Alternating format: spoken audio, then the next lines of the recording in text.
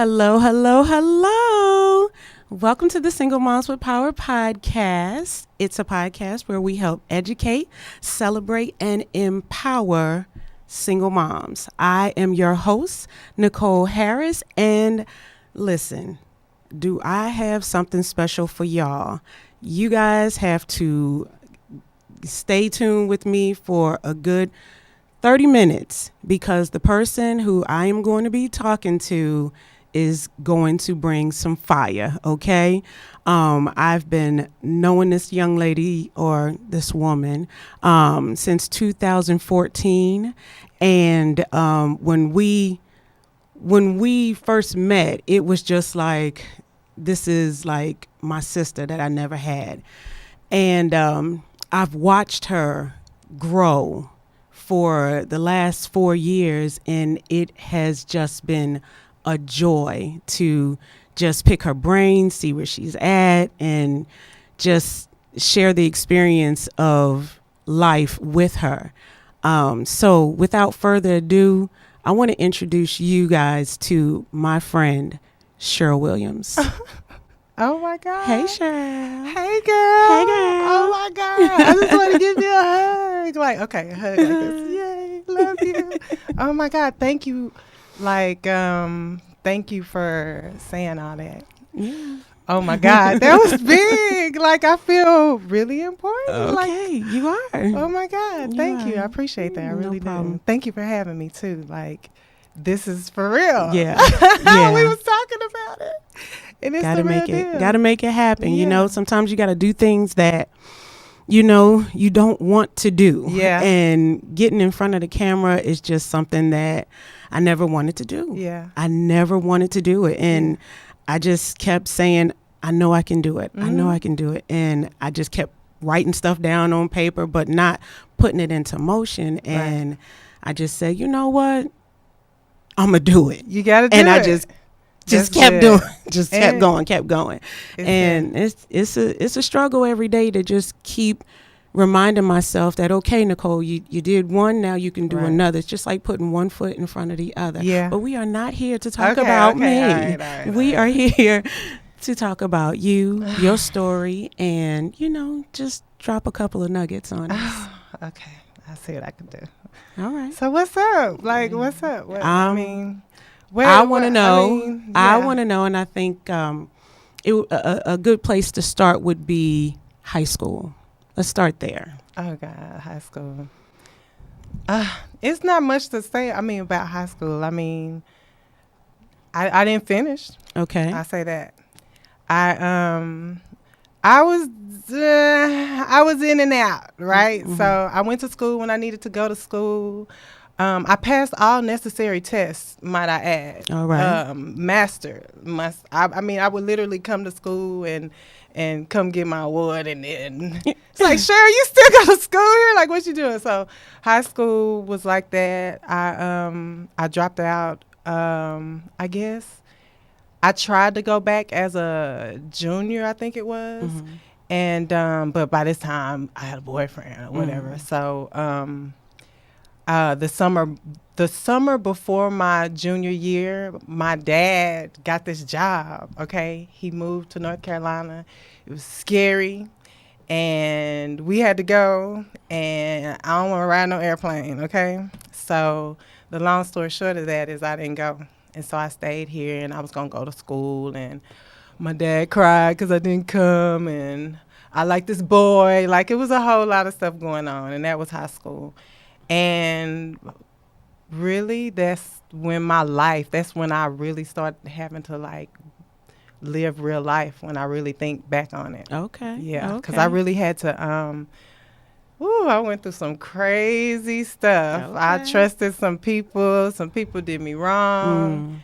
And I really learned a lot, but I was still real naive, like, for a long time. Because you got to think, I was like, I guess 16. Yeah. But I was like 16-year-old girl living like a 21-year-old. Yeah. So doing a lot. tell me about this boyfriend. Oh my God. So at first it was this one boy, and I think it was just like a summer thing, but I'm like a lover.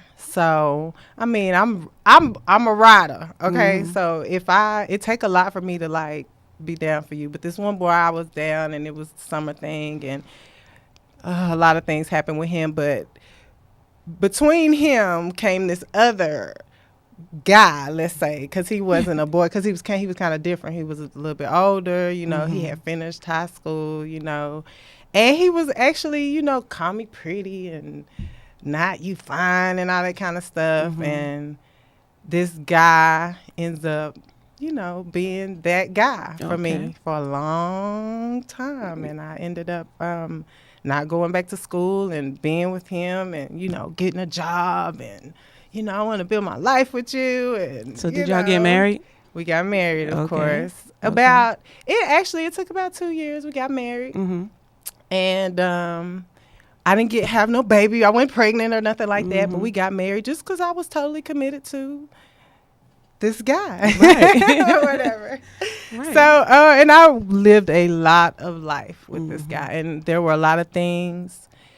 Thinking that, you know, we always talking about women, and just thinking back on it, like a lot of things that now I know why your grandmother says you can't get married when you're 19, baby. You don't know nothing about life because you don't. Because you don't. So I learned that. Okay. So what are some of the things that, you know, you learned in your marriage? In my marriage. At that young age? Oh, my goodness. Well, I will say, before you get married, if you find yourself strangled somewhere, please do not proceed, or proceed with caution. Wait a minute. You said strangle. Strangle. Oh, my God. Wait a minute. If you getting fought, listen, this is all I'm saying. If the man is putting hands on you, if y'all fighting, you know, if it's being forced, because that's being forced, you shouldn't have to fight. You speaking from experience or what? I'm speaking from experience. Okay. So what are some of the things I learned? That was even before I got married. Oh. So that's what I'm saying. So the behavior was... The behavior is always there. Okay. All right. So then I get married. And one thing I will say is that you don't know. You don't know. You're learning another person. Right. You're immature. Right. I didn't know how to handle situations, you know, things like that. I learned how to go hungry. You know what I'm saying? Like, love is not going to pay no bills, baby. If that ain't going to feed you either, boo. Like, your stomach's still going to be growling. Right. And you going to love him. You going to love him to death. To death, because that's what's going to happen if you don't eat, boo. So, yes. Right. I mean, yeah, just... And what I know now is that it didn't have to be that way. So through all of that, like, you had these beautiful kids. Yeah. And did your kids see you in that space? Did your kids see you, you know? So by the time the kids got around, I really had created I was the career woman, and, you know, I had this husband that I kind of was... if seemingly so, it was all good. But if you really, really knew what behind the scenes, you knew that, you know, it was kind of like a whole lot of paste and me doing like this. Yeah. You know what I'm saying? But so my kids, they saw they saw anger at times. Okay. Which, you know, a lot. So y'all didn't do much in front of them? Not much in front of the kids, but my kids saw some bad things. I won't lie. They saw some very bad things. And now they tell me of things they saw or they heard. Okay. So I can also say that being mindful of what am I trying to say? Now I know that that's something that you should really think about when you're having kids with somebody, is just being mindful of, how's this person going to act in front of these children? True. You know what I mean? So True. That's another thing that I learned from that. But it wasn't all bad. It wasn't all bad. Like, it really, I developed as a person, as a woman. Like, you know, some people partied. I mean, I got to do that. But some people, you know what I'm saying, got to be kids. No, I didn't get to do that. I didn't really get to just be a carefree went to school and Party. just had a carefree life. Like since I was 16, like I really was making sure where my next meal was coming from. You know what I'm saying? Right. So, and you know, you're not supposed to live what's the word? Vicariously through your children. And I don't think that I'm doing that, but in a way, like everything that I do now is working towards just kind of giving them the opportunities that I didn't have. Because like I really, at the end of the day, and this is a recent discovery for Cheryl, I have these a lot. Nobody told me no. Nobody told me no. Nobody. I'm telling you. My parent, like when I told my dad I wasn't coming to North Carolina because my brother and sister were gone. He didn't say, can I say a cuss word? Look, yeah, you can say a cuss word. Listen, he didn't say, girl, you better get your ass on that plane. I paid so-and-so amount of dollars for that ticket, and which is what I would have told my daughter. Right. Okay. Right. He didn't. He just said, okay, daughter, if that's what you want to do. And I really realize now that somebody should have, girl, what is wrong with you? Right. Get your, go to school. Right. Go to college. You ain't got to work right now. Right. If somebody would have told me that, but then I wouldn't be Cheryl Williams either. Right. You wouldn't be who you are. No. Sitting here telling your story. So, love me or hate me. Right. You know what I'm saying? It's a reason for everything, right? Yeah. So that's what I get to show them beautiful kids that when they think that that's what they gonna do, you can think it. I did it. So you can talk about it all day, but you gonna be here until like I release you, basically. Right. So somebody go do it right. Right. I love it. I love it. So, okay. You grew up Fort Worth. Fort Worth in the house. What you doing in Tech? What you doing in Houston? What you doing? What you doing? Oh my God. Okay, so yeah. So got divorced. Okay. And I was working in a man's world. Let's just put it like that. I was selling cars for a little while. It was cool. It was cool. It was cool. But then it wasn't cool. And I had to call my girls like, you know, I really realized I was holding on to a lot of stuff that wasn't even there for a long time. Just like, just because it's the norm. It's what I know. Right. And I always have, you know, the idea of going somewhere else was always out there. So I called my girls and said, hey. I mean, but it wasn't just a phone call. I mean, you remember it was more like a plan. Like, okay, so I'm going to do this, and then I'm going to do this. Right. And how did it work out, though? Exactly. Almost exactly. Yeah. Now, I had to do a little nudging here and there. But that's a testament.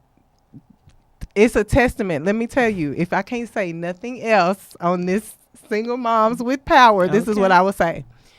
Just speak out the plan. Don't like say, well, if what. Just say, okay, I'm gonna do this, and then I'm gonna do this, and then I'm gonna do this. That's right. So I will tell y'all small goals, baby steps, honey. Yep. Small wins, small goals. I came. What did I do? I came here. I started. Listen. When I tell you that a team assembled, y'all got together and said, okay, I'm not. All right. Anyway. So my girls got together here and shot out my resume, and I got a job. Right. And I came the day before with my stuff in my car, and I started work that next morning. I think I got here at 2 a.m. Hey, where's the job at? Right. I came down and interviewed a couple times, and so I came here, and I didn't have no place. Very beautiful, warm, welcoming, loving family had me in their home. And I went from that to, oh man, let's not even talk about driving to Dallas. Right? Every week. My babies are in Dallas. I had an apartment in Dallas. I probably shouldn't do that. But yeah, every week for like every week. I don't know. Like For months. It was months. It was and months. people don't believe me. They be like, every week. Listen, let me tell you. When I tell you my bags was packed, Yeah. my babies knew I was knew gonna it. be there. Yeah. Everybody Every knew. week. And I would stay as long as I could, and I would come back Sunday, and I would make my rounds, and I would come back, and I would go to work. Because you had to do what you had to do. Because you got to do what you got to do. That's right. You still mom at the end of the day. At the end of the day, that's what it really all boils down That's to. it. That's it. So you got the job. You are a licensed loan officer now. oh, check that out. Like I had a team assembled behind me that I didn't even know about. It was Okay. rooting for the. Okay. We was just all talking about rooting the for Black it. Girl Magic. Right. Okay. Get your license, girl. Hey. So you got that, and now tell me, just walk me through like the other side. Like, okay, you moved from Fort Worth, you moved to Houston. You know, you were seeing your babies every week. You was, you know, going back and forth 4 hours in your car and everything, going to go see your babies. Now, tell me about those nights where, you know, I don't know if I can do this, Nicole. I don't know if I can do this. Yeah. And, you know, you kind of had to get talked off the ledge a few times. Yeah. And, you know, talk about those days, because some people may feel like single moms just, we just got the strength of, I guess, 10 men or whatever. You know, we just, or not we, but single moms just do it all, you know, and we have no time to feel down. No. Moms have no time to feel sad and feel bad. And those words are just reserved for your kids. Like, you have nothing for yourself. Right. So when you and I started talking, I just want you to share some of the things that you used to, and I love that word, used to talk to me about. I just want you to share that. I mean, it was hard. Like, it was a time when so you calling your kids on the phone and they going like school, they cutting up in school, and it's like you trying to look. They do have a father, like, and they do, like, I make sure that they see their father. So let's just not say that, but it's still me. Like, it was still me, like, enforcing the rules and just not knowing, oh Lord, how I'm just gonna, they need money and they just need this and they need that. And just the stress of just having to do it by yourself, I guess. Shoot, like, how I had a lot of time to think when I drove.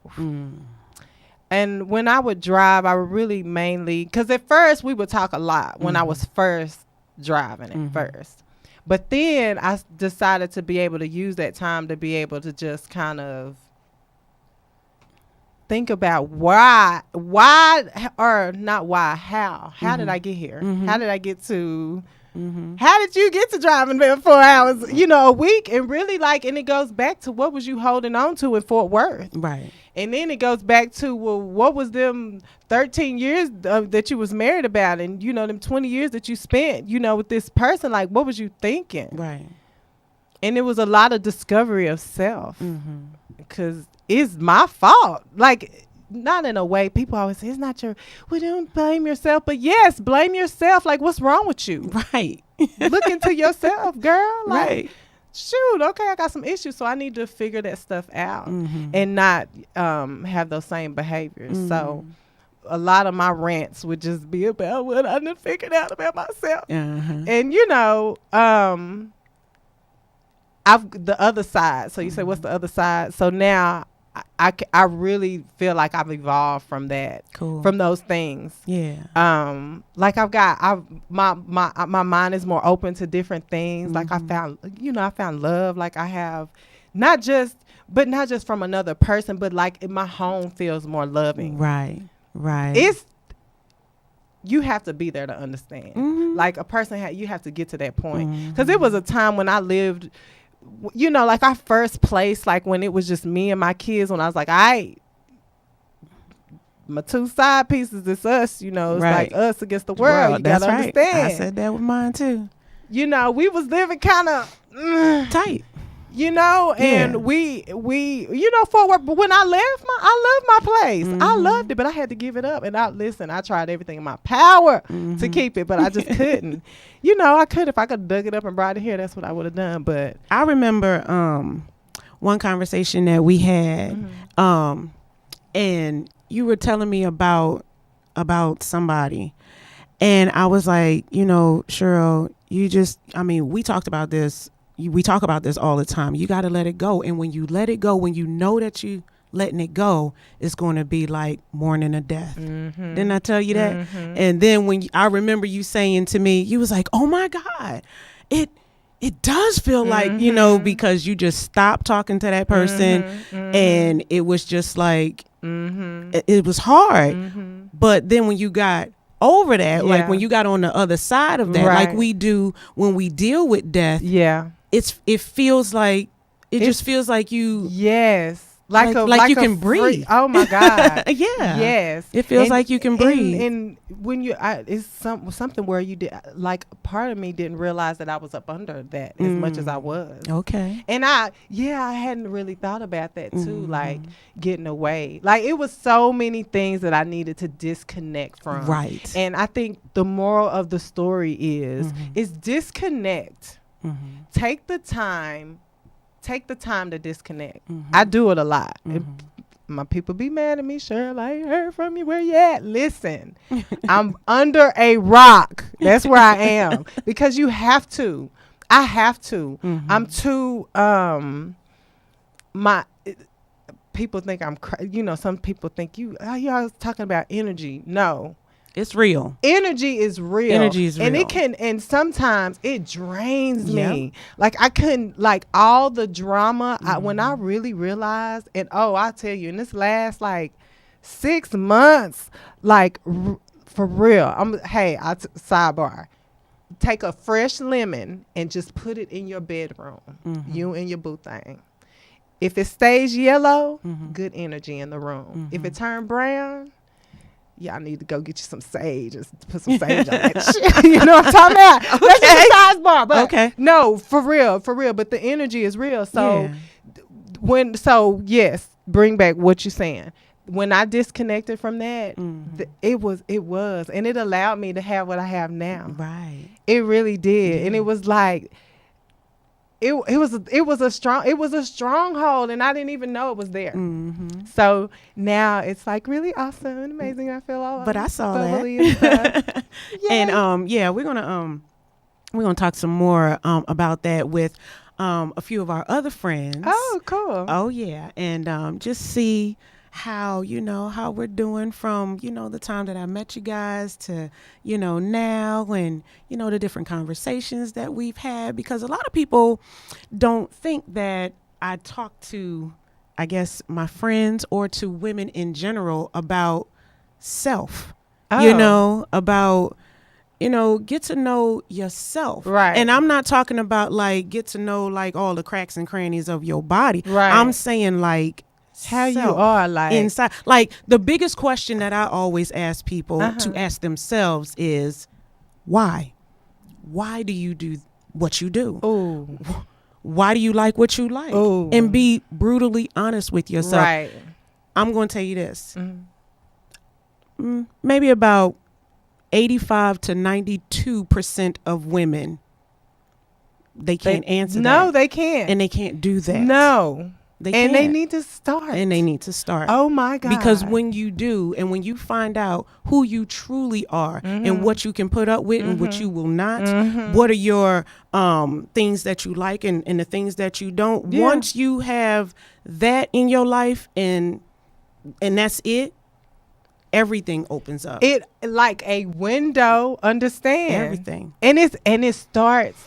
Oh my God, don't get me started. Okay. Please don't. Because listen, if we gonna go there, like, it all starts with communication. That's it. Learning how to communicate. We was just, oh my God. We was just talking about be open. Like, don't listen Listen. Just listen. Listen, girl. If you listen, you won. Okay. You get the keys. I got the keys. Yeah. So anyway.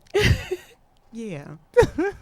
But Yeah, that is the most important. That is the most important the thing. most important thing in Communicate. any relationship. Yes. With your children, Yes. with your boss, Yes. with your boo thing, Yes. with your spouse, with anybody. Yep. Communication is key. And when you don't know how to Right. communicate, because everybody knows, who's hopefully in America knows the English language, so we know how to put words together. Right. It's just how we assemble those words and the tone Right. that we bring life to those words. Right.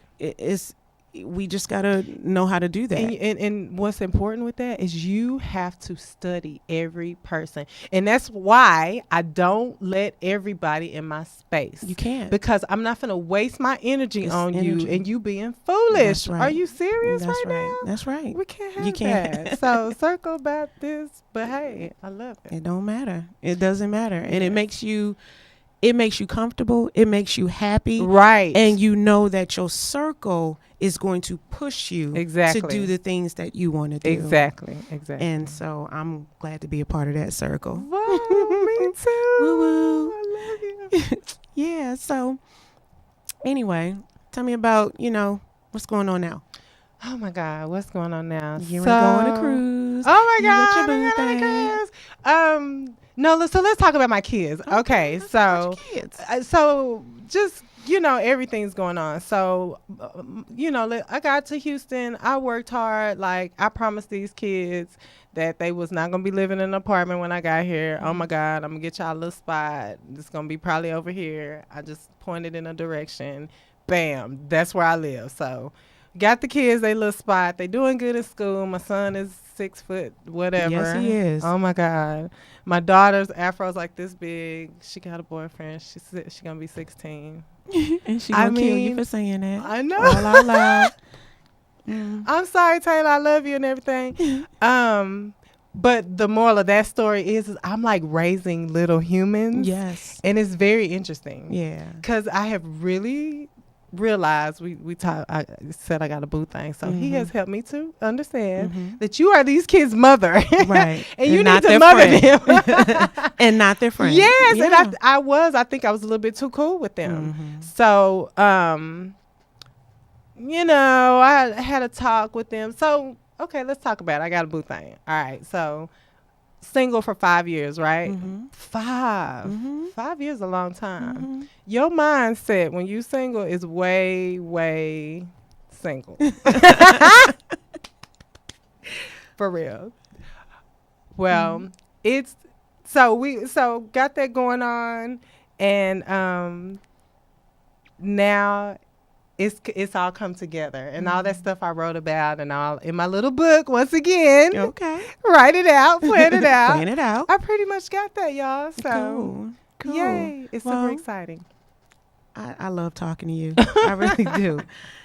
You have so much energy, and I'm looking for a co-host. Oh my goodness. So we'll talk about that offline. Okay. But I just wanted to thank you for being my co-host for today. For real. And, oh my God, maybe this is a sneak peek. I don't know. Maybe. But again, I wanted to thank you for being on the Single Moms with Power podcast. Yeah. And I want you guys to share. Please share this podcast with everyone you know, or who you think it will help. You can reach me at Single Moms with Power on Facebook, and on Instagram, single_moms_. So it has underscores under all of the words on Instagram. And I would love to hear your feedback. I think we would love to hear your feedback. Yeah, we'll probably have to do this again or something. And so I just, I thank you guys for tuning in and joining us. And until next time, thanks.